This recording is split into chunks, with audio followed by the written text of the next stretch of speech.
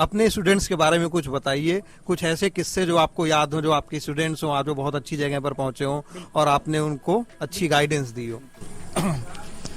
अब चूंकि हर व्यक्ति की स्थिति परिस्थिति अलग अलग होती है और कई से स्टूडेंट रहे हैं कि जिनकी इकोनॉमिकल स्थिति, पारिवारिक स्थिति बहुत डामाडोल थी। अब सार्वजनिक रूप से नाम लेना तो नहीं ठीक है, लेकिन मैं उनकी कहानी जरूर बताऊंगा। एक लड़का, एक तिवारी था, नाम उसका पूरा इसलिए नहीं लूंगा कि ये भी पोस्टेड है तो उसको अच्छा भी नहीं लगे, हो सकता है अच्छा लगे या बुरा लगे।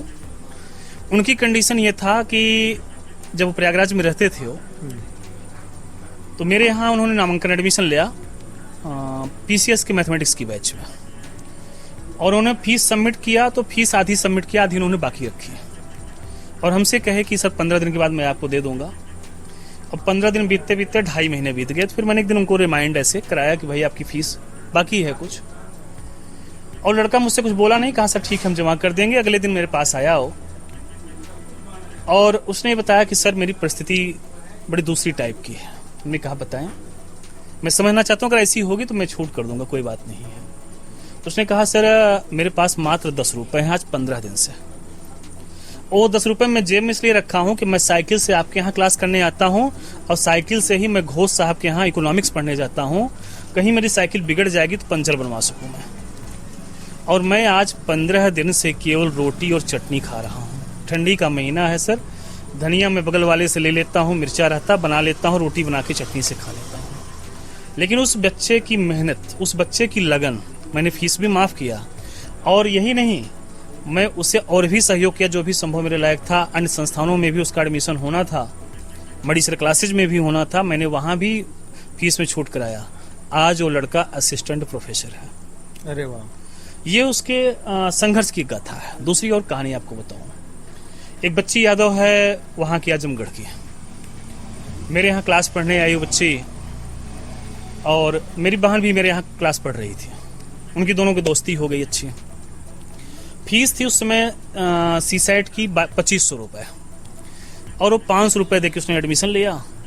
और मेरे यहाँ रूल था कि 3 दिन आप पढ़िए, 3 दिन के बाद आपको फीस जमा करना ही होगा, और यदि आप जमा करना चाहते हैं 2 शिफ्ट में भी जमा कर सकते हैं। तो उसने 2 शिफ्ट में जमा करने का कहा हमसे, लेकिन पहली शिफ्ट उसने 500 दिया, बाकी 2000 उसने रोक के रखा।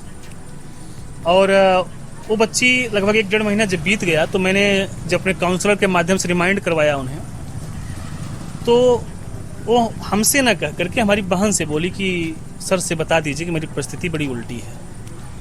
मेरी माता जी नहीं हैं, पिताजी हैं, लेकिन है कि वो गृहस्थी में हैं, खेती में हैं। भाई टीचर तो है लेकिन वो मदद नहीं करता है। मेरे पास फीस नहीं है। यदि सर मेरी संडे के दिन जो कंपटीशन की परीक्षाएं होती हैं, यदि उसमें ड्यूटी मेरी संडे के दिन लगवा देते तो मुझे 500 रुपए मिलता। मैं ऐसे ऐसे करके मैं उनकी फीस भर देती। जब मैं ये चीज सुना तो मुझे बहुत इंटरनल पीड़ा हुआ। मैंने उनको मना कर दिया कि अब आपको फीस नहीं देना है, आपको पढ़ना है। जितनी बार मेरी बैच पढ़े चले उतनी बार आप पढ़िएगा, आपका रिपीट होगा और आपकी अच्छी तैयारी होगी। उसका मेहनत, मेरा मार्गदर्शन दोनों काम किया और 2014 बैच में समीक्षा अधिकारी सचिवालय पद पे सिलेक्ट हुई। ऐसी कई कहानियां कहने का सेंस ये है। मतलब आपकी शिष्य 2014 बैच में हो गई और आपने 2021 में ज्वाइन किया। 2016 बैच में 21 में ज्वाइनिंग हुई। बहुत से ऐसे, चूंकि पहला सिलेक्शन जो मेरे यहाँ से हुआ है 2013 में हुआ है।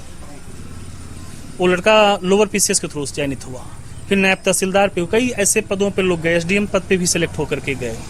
अब उन लोगों को देख करके लगता है कि जब उन लोगों की समेकित कहानी को मैं देखता हूँ तो मैं ये समझता हूँ कि जो ईश्वर की कृति है इंसान, उसमें अभूतपूर्व क्षमता होती है।